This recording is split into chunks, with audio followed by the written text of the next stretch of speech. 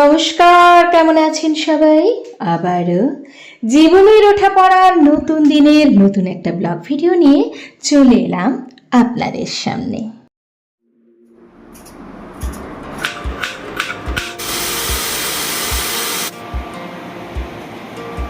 বাহ, ও সোনার থেকে মূল্য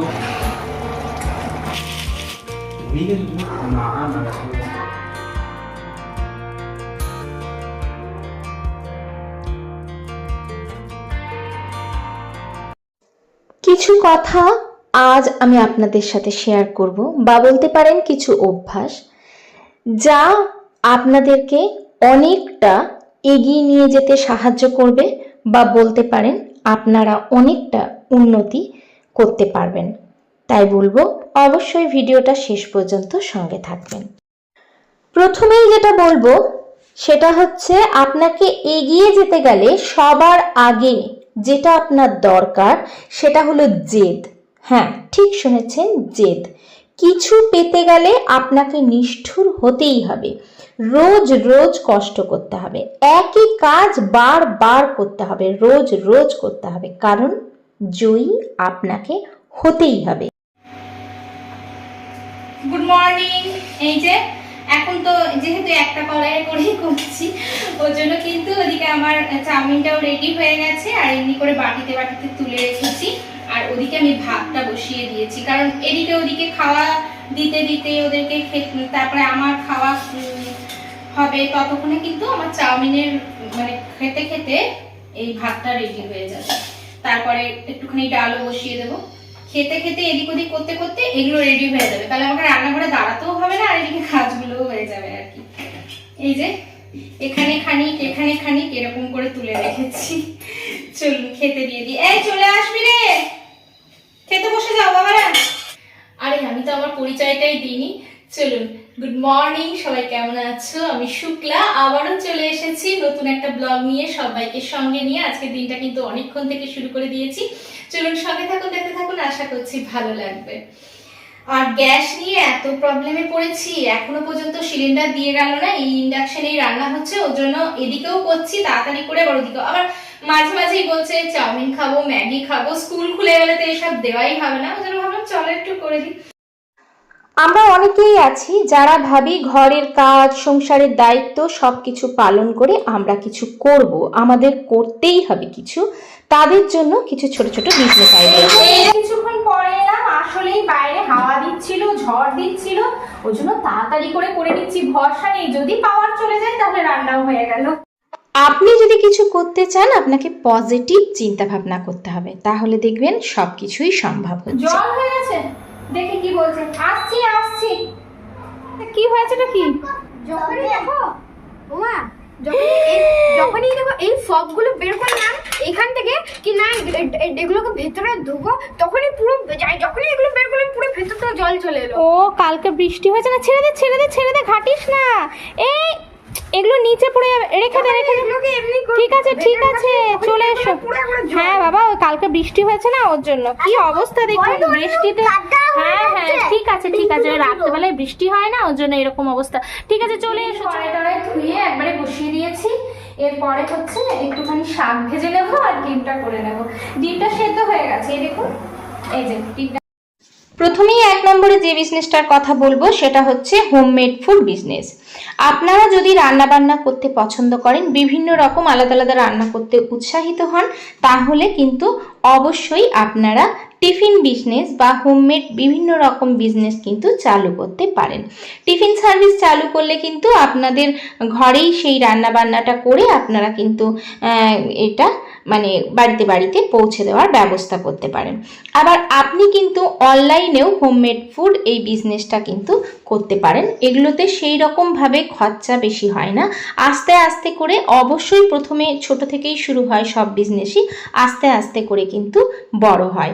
আর সমস্ত বিজনেসই কিন্তু খুব সুন্দর, তাই না? ছোট বড় বলে কোনো বিজনেসই নেই, এগুলোই প্রচুর পরিমাণে কিন্তু মুনাফা লাভ করা যায়। 2 নম্বরে যেটা বলবো সেটা হচ্ছে, এখন মানুষ কিন্তু ভীষণ ব্যস্ত, অথচ বাড়িতে বানানো জিনিস সবাই কিন্তু ভীষণভাবে পছন্দ করে।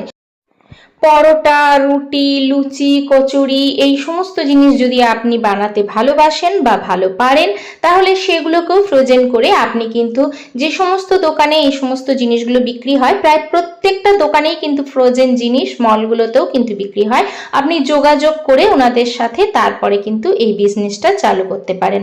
আবার আপনি ঘর থেকেও এই বিজনেসটা কিন্তু বিভিন্ন রকম, আপনার যদি সেই রকম সোর্স থাকে, হ্যাঁ, আপনার ঘর থেকে এসেও কিন্তু এগুলো নিয়ে যাবে, যদি আপনি ঠিকঠাকভাবে এই বিজনেসটা করতে পারেন। বৃষ্টি আসবে, ছোটাছুটি করবে হ্যাঁ, বাবি তো আসবে, বাবি তো বৃষ্টি এলেও চলে আসবে, তুমি বাবি কোথায় গেছে, বাবি এক্ষুনি চলে আসবে, তুমি বসো বসো। 3 নাম্বার যে বিজনেসটার কথা আমি বলবো সেটা হচ্ছে হ্যান্ডমেড জুয়েলারি। আপনি যদি জুয়েলারি বানাতে পারেন আর এইরকম ফ্যান্সি জিনিস বানাতে যদি পছন্দ করেন, তাহলে কিন্তু এই বিজনেসটা খুব ভালো আপনার জন্য।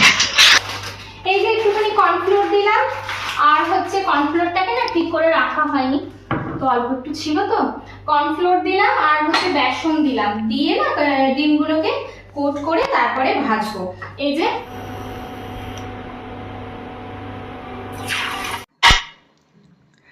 আপনি যদি কাস্টমার জোগাড় করতে পারেন, তাহলে কিন্তু ঘরে বসে ঘর থেকেই কিন্তু এটা অনায়াসে বিক্রি হয়ে যাবে। আর না হলে কিন্তু আপনি মার্কেটিং যদি না করা সম্ভব হয়, তাহলে কিন্তু অনলাইনেও আপনি এটার সাথে যোগাযোগ করতে পারেন। অনলাইনে বিভিন্ন রকম জুয়েলারি ব্যবসা হচ্ছে, তো আপনি কিন্তু অনলাইনের সাথে যোগাযোগ করে তারপরেও কিন্তু জুয়েলারিগুলো সেল করতে পারেন। হ্যাঁ, গ্যাস চলে এসেছে, আপনাদের দাদা নিয়ে এসেছেন, তো এই যে যাই আসছি। আরে আরে ওইদিকে আসতে, ও সোনার থেকেও মূল্যবান এখন গ্যাস। হ্যাঁ সত্যি তাই, ও কি কষ্ট, লাগিয়ে দাও। হ্যাঁ, ও সত্যি এই কয়েকদিন ধরে যা অসুবিধা হলো, গ্যাস চলে এসছে, নিশ্চিন্ত, এবারে শান্তি। 4 নাম্বার আপনাদের সাথে যে বিজনেসটা আমি আলোচনা করব সেটা হচ্ছে মেহেন্দি। হ্যাঁ, আপনি যদি মেহেন্দি পরাতে পারেন বা আপনার যদি এই কাজগুলো ভালো লাগে, আপনি যদি খুব সুন্দর ডিজাইন করতে পারেন, তাহলে কিন্তু আপনি এই বিজনেসটা চালু করতেই পারেন। কারণ এখন কিন্তু সব জায়গায় পার্টি ওকেশনে মেয়েরা কিন্তু মেহেন্দি পরতে ভীষণ ভালোবাসে, তো এটাও কিন্তু একটা খুব ভালো বিজনেস। 5 নম্বরে আমি যে বিজনেসটার কথা বলবো সেটা হচ্ছে হ্যান্ডমেড সাবান বানানো। হ্যাঁ, এখনকার দিনে মানুষ কিন্তু বেশি হ্যান্ডমেড জিনিসই পছন্দ করছে। ওই যে আপনাদের দাদা বাইরে গিয়েছিলেন, তো আসার সময় নিয়ে এসছেন। এই যে এই সমস্ত টিফিন রেসিপিও আপনারা কিন্তু অনায়াসে বাড়িতে বানিয়ে সেগুলো কিন্তু সেল করতে পারেন। অনায়াসে আপনাদের কিন্তু মানে প্রচুর পরিমাণে এই ছোট ছোট জিনিস থেকে ইনকাম বেশি হয়। আপনারা যদি ভালো কোয়ালিটির নিম সাবান, হার্বাল সাবান, চন্দন সাবান এগুলো যদি বানিয়ে একটু সুন্দর শেপ দিয়ে বিক্রি করতে মানে শুরু করেন, যদি একবার মানুষের পছন্দ হয়ে যায়, তাহলে কিন্তু আপনার বিজনেস রমরমিয়ে চলবে। এইভাবে আপনারা কিন্তু বিজনেসটা চালু করতে পারেন। এই যে সকাল থেকেই কিন্তু আমি একটুখানি সেদ্ধ করে রেখে দিয়েছিলাম, ভেবেছিলাম যে হয়তো একটুখানি বাটা বা ভর্তা যেটা বলে না সেটা করব, তো করার হয়নি, ভাবলাম এখনই করে দিই, কারণ টুকটাক বাচ্চাদের তো খিদে তো পাই, তার জন্য এটা করে রাখলে সুবিধা হয়। তো এই যে এই সমস্ত ছোটখাটো জিনিস আপনারা কিন্তু ফ্রোজেন করে তারপরে সেটাকে বিজনেস আকারে বিক্রিও করতে পারেন, বাড়িতেও বানিয়ে খেতে পারেন, খেতে কিন্তু ভীষণই ভালো হয়। এই যে এগুলোকে করতে নিয়ে নিয়েছি, আর হেলদি টিফিন এখনকার দিনে কিন্তু পাওয়াই যায় না, এগুলো করেও কিন্তু ঘরে করেও এগুলো কিন্তু একটা ব্যবসার মতনই করা যায়। আজকে আমি বানাচ্ছিলাম হচ্ছে রাজমা বাটা দিয়ে একটা পুর করেছি, সেটা তো আপনাদের সাথে শেয়ার করলাম। আর আমি খুব বেশি মশলা দিয়ে করিনি, যেহেতু বাড়িতে বাচ্চারা খাবে। এই যে এটা কিন্তু রাজমার সেই পুরটা, পেঁয়াজ আর রসুন দিয়েছি, বাস আর কিছুই মশলা দিইনি, অল্প একটু চাট মশলা দিয়েছি। তারপরে পুরটাকে ভেতরে ভরে এরকম করে চারপাশ থেকে মুড়ে দিলাম। আর এটা কিন্তু আমি আটারই করছি, এমনকি এটাতে আমি বেকিং পাউডার, বেকিং সোডা, দই কোনো কিচ্ছু ইউজ করিনি, শুধুমাত্র গরম জল দিয়ে মেখেছি আর লাস্টে একটুখানি ঘি বুলিয়ে দিয়েছি, এটাই করেছি। তাতেই কিন্তু ভীষণ টেস্টি হয়েছিল। আর এই সমস্ত হেলদি জিনিসগুলো বাচ্চারা যেমন খেতে পছন্দ করে সেরকম বড়রাও খেতে পছন্দ করে। আর এই সমস্ত জিনিসগুলো যেহেতু প্রত্যেকে হয়তো বানাতে পারে না, ওর জন্য কিন্তু এটার ডিমান্ডও ভীষণভাবে আছে। তো আপনারা এরকম ছোটোখাটো জিনিস কিন্তু বিক্রিও করতে পারেন, আর অনায়াসে এগুলোকে কিন্তু ফ্রোজেন করেও আপনারা স্টোর করে বিক্রি করতে পারেন।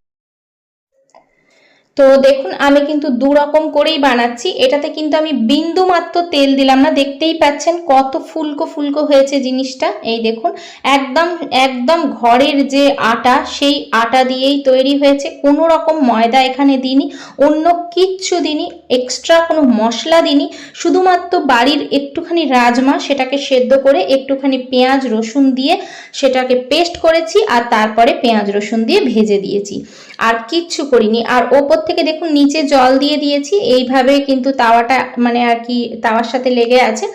আর তারপরে আমি উল্টো দিক করে কিন্তু এগুলোকে ভালো করে সেঁকে নিয়েছি। আর কিছুটা আমি ভেজেও দেখিয়ে দিলাম, আপনারা কিন্তু হালকা ঘি দিয়ে ভেজেও খেতে পারেন। এই দেখুন কিছুটা সেঁকে কিছুটা ভেজে আমি বানিয়ে নিয়েছি। আমি যেহেতু কিছুটা স্টোর করে রাখছিলাম তার জন্য আপনাদের সাথেও শেয়ার করে দিলাম। যাই হোক, আমার ভিডিওগুলো কেমন লাগছে জানাতে কিন্তু একদম ভুলবেন না। ভিডিওতে নতুন হয়ে থাকলে চ্যানেলটাকে সাবস্ক্রাইব করে পাশে থাকবেন। আজকে তাহলে এখানেই রাখি, দেখা হচ্ছে পরবর্তীকালে নতুন ভিডিওর সাথে, ততক্ষণ পর্যন্ত টাটা।